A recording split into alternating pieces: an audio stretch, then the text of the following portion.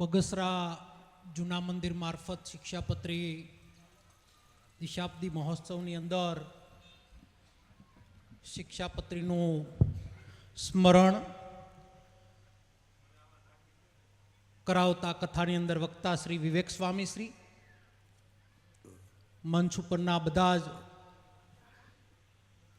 સાધુ સંતો સ્વામીઓ અને મોટી સંખ્યામાં પધારેલા સ્વામિનારાયણ સંપ્રદાય સાથે જોડાયેલા વિસ્તારના ભક્તજનોને મારા જાજા બધા જય સ્વામિનારાયણ.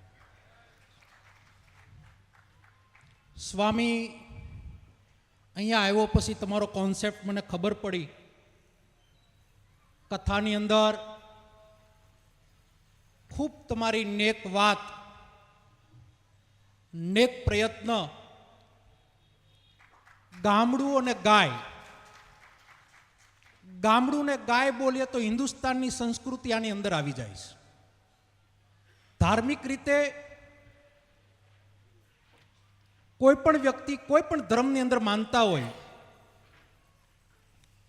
કોઈ સ્વામિનારાયણ સંપ્રદાયમાં માને, કોઈ વૈષ્ણવ ધર્મની અંદર માને, કોઈ અન્ય ધર્મોની અંદર માનતા હોય, પણ આપણી હિન્દુ સંસ્કૃતિમાં ગીતા, રામાયણ અને શિક્ષાપત્રી આપણે જો વાંચન કરી જાય અને એને અનુસરીને કંઈક જીવવાનો પ્રયત્ન કરીએ તો સ્વામી મારો મંતવ્ય છે, મારું માનવું છે કે લોકવાયકા પ્રમાણે એવું કહી શકાય કે કળયુગ હાલી રહ્યો છે, પણ મને એવું લાગે છે કે આથી હારો સતયુગનો જો આ ત્રણ આપણે ધર્મને અને આ ગ્રંથને આપણે અનુસરીએ. ગાય બચાવવાનો તમારો નેક પ્રયત્ન, ગાયની સાથે માનવ જનજીવન જોડાયેલું છે. તેનો મારો પોતાનો અનુભવ, ધારાસભ્ય તરીકે 22માં સ્વામી હું ઇલેક્શન હાર્યો, એટલે રાજકારણની અંદર સત્તા જાય ત્યારે સમય કાપવો ખૂબ કપરો હોય. ત્યારે એક બુદ્ધિજીવી સાથે એક સાધુ સંતે મને થોડુંક ધ્યાન દોર્યું. મારા ઘરમાં બાંડી બકરી પણ નહોતી અને 3 વર્ષ ધારાસભ્ય તરીકે હાર્યો. આજે હું 50 ગાયોની પોતે સેવા કરું છું. હું અહીંયા પણ ગૌશાળા મારા ગામની અંદર રાખું છું, ક્રાકસ ગામમાં. ખૂટતું તું હું મારા ધંધા માટે, બિઝનેસ માટે સુરત રહું છું. તો મજા સુરત રહું ત્યારે નહોતી આવતી સ્વામી. ન્યાય મેં મારી પોતાની ગૌશાળા બનાવી, ત્યાં પણ હું મારી ગાયો રાખું છું.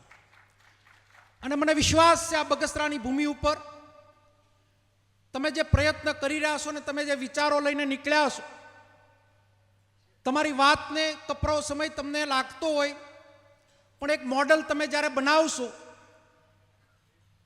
તો એ ગાયમાં તાકાત છે અને તમારા વિચારોમાં તાકાત છે. લોકોને રસ્તે જવું પડશે, જવું પડશે ને જવું પડશે, એમાં કોઈ છૂટક્યો નથી. રહી વાત રાજ સત્તાની,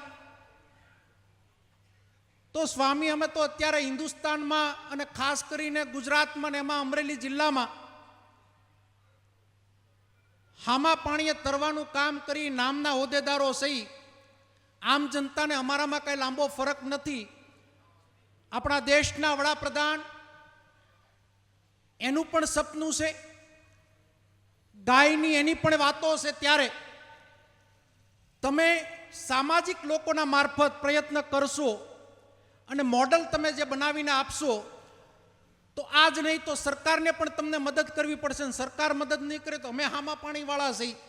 સરકાર પાસે મદદ નહીં મળે તો અમે અમારા એજન્ડામાં મુદ્દો લેશું. આવનાર વિધાનસભાની અંદર આ એજન્ડામાં અમે આનો સમાવેશ કરાવશું અને સમાવેશ કરાવશું તો અમને 100% વિશ્વાસ છે કે તમારું કામ એટલે સફળ થઈ જાય કે અમે હારા મોતને બાદશું. તાવ તો આવશે કે નહીં આવે? માટે આપ લોકો અહીંયા બોલાવ્યો, સન્માનિત કર્યો અને મેં જે મોકલ્યું ચિઠ્ઠી મારફતે કહેવા પૂરતી વાત નથી. જ્યાં પણ જરૂર પડે આ કામની અંદર સંદેશો આપજો. માન વગર આવશું અને જ્યાં ધર્મનું કામ, સમાજનું કામ, સંસ્કૃતિનું કામ થતું હોય ત્યારે આપણી સૌની નૈતિક ફરજ છે સૌ આપણો ધર્મ નિભાવીએ. હિન્દુ ધર્મનું રક્ષણ કરવું હોય તો વાતોથી નહીં થાય, કામથી કરવું પડશે. ગામડા ભાંગતા જાય છે, સંસ્કૃતિ ભાંગતી જાય છે અને જે વાત સ્વામીએ કરી એ પ્રમાણે સંઘર્ષ છે, પણ સંઘર્ષની અંદર સહકાર જો કરીએ તો આવા સાધુ સંતોના શરણોમાં, મહાભારતનો યુગ હોય કે રામાયણનો યુગ હોય, ધર્મ સત્તાની સામે રાજ સત્તાને ઝૂકવું પડ્યું હતું અને ધર્મ સત્તા હંમેશના માટે રાજ સત્તાની ઉપર હોય ત્યારે તમારા શરણોની અંદર આ વિસ્તારનું જતન થાય, આ વિસ્તારની અંદર પ્રગતિ થાય અને તમારા સાધુ સંતો મારફત આ સંસ્કૃતિના જતનમાં અમે સૌ સહભાગી બની અને આ મોટો જે તમે યજ્ઞ આદર્યો છે એની અંદર જે પણ અમારાથી યોગદાન અપાય અને આપણે સૌ સાથે મળી ગાય માતાનું રક્ષણ કરે એટલી જ અભ્યતા સાથે જય સ્વામિનારાયણ.